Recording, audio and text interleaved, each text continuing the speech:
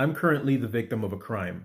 The crime in question is commonly known as gang stalking, also known as organized harassment or group bullying.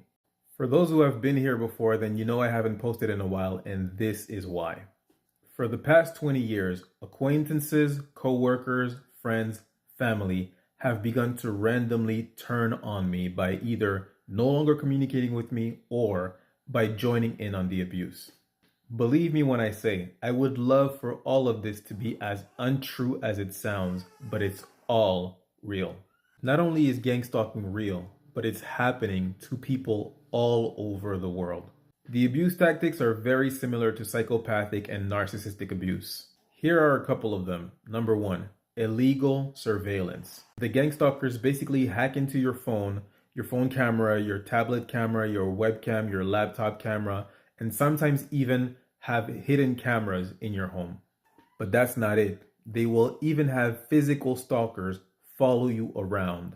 Number two, provocation. This is the typical gotcha game that narcissists play. They poke, provoke, and try to get an emotional reaction out of you. And of course, you're being illegally surveyed, so they get your reaction and they then use it to recruit other people to abuse you. Now that they have proved that you're unstable, you're dangerous, you're a danger to society, it's easy to go to other people and recruit them to abuse you. What they're not showing is that they've been torturing you.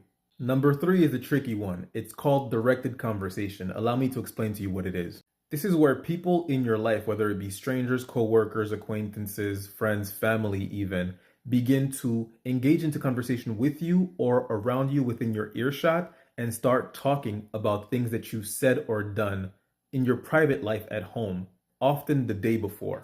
Now, of course, it's usually going to be very private or even embarrassing stuff that they're going to mention, and it's meant for you to understand that they're spying on you, while everybody else that hears it doesn't get the same message. For example, if you were to play chess for the first time the day before, and then I meet you and I start talking to you about chess. Once or twice is coincidence, of course, but when it happens over and over and over for decades, it becomes weird. Number four is vandalism. They might pop your tires, key your car, enter your home, steal things, but of course, it's never anything big, nothing that the police would ever take seriously, things that can happen. Or sometimes it's stuff that is just so ridiculous that the police would just look at you strangely if you were to call them. For example, someone comes into your home, grabs your remote control, and then puts it in your car. It's basically meant to make you freak out, to make you understand that you are being spied on, that someone broke into your home, but once you start telling people, they look at you like you're nuts. Number five is actual stalking. People will follow you around stores from aisle to aisle, follow you to your car, but never engage with you. Now, you'll engage with them and they won't respond to you, or if you ask them, why are you following me? They may say, I'm not following you, and then continue to do so. Number six, sabotage and smear campaigns. Now that they've rattled your cage, you're upset, you're frustrated, you're angry because no one believes you, of course, you will start to react emotionally. Now, of course, because they're illegally surveilling you, they have your reaction on video. And they'll go around to your coworkers, your friends, your acquaintances, your neighbors, sometimes even your family to spread those videos. And if they don't have a reaction on you, they'll just make something up that is believable. It seems that everybody is instructed on not talking to you about what's going on. However, everybody at your job hates you, your friends refuse to talk to you, or they're doing directed conversation with you as well, just to let you know you're being spied on and further abuse you. Very quickly, you learn that life is about relationships, and if all your relationships are bad, your life becomes bad. This can be really devastating to your life because you can lose your job, you can lose your home, your apartment, your place of living, and your life is now destabilized.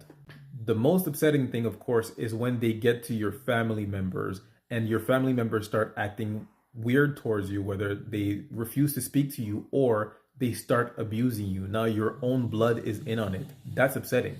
All the while, no matter how much you try to confront people, whether it be your friends, your coworkers, your family, everybody denies what you're saying. Of course, with a little snarky smile on their face. Another form of sabotage that is very common is pest infestation. They infest your homes with the type of bugs that are really hard to get rid of, such as bed bugs or roaches. of course, being very costly in pest control. Now, the most noteworthy thing about all these methods of abuse is that they all hold plausible deniability and they resemble the symptoms of mental illness.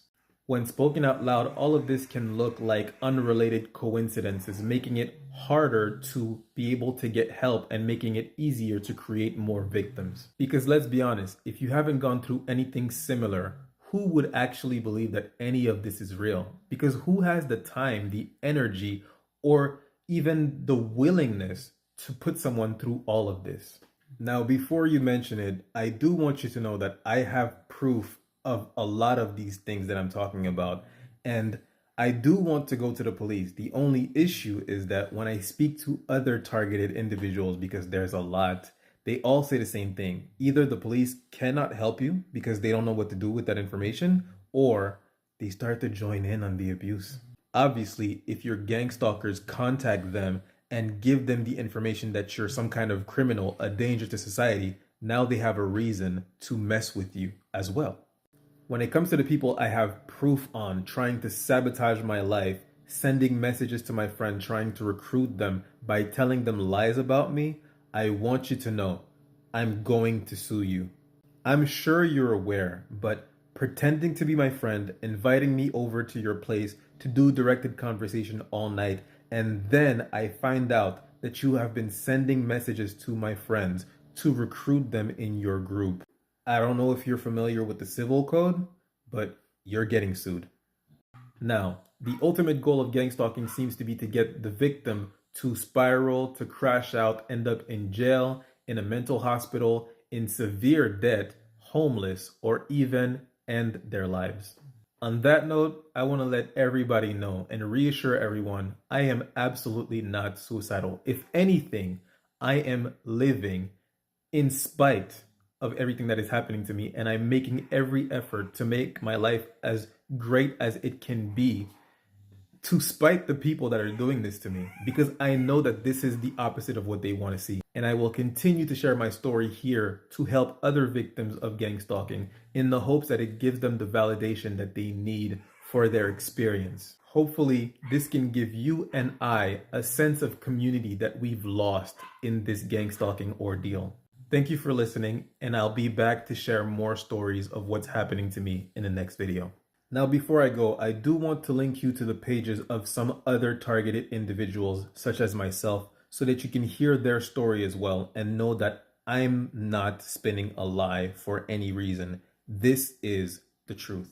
My goal is to raise awareness about this crime happening worldwide, so I'm going to leave some links in the description below. Feel free to browse around. This is the war against narcissism, guys. Salute.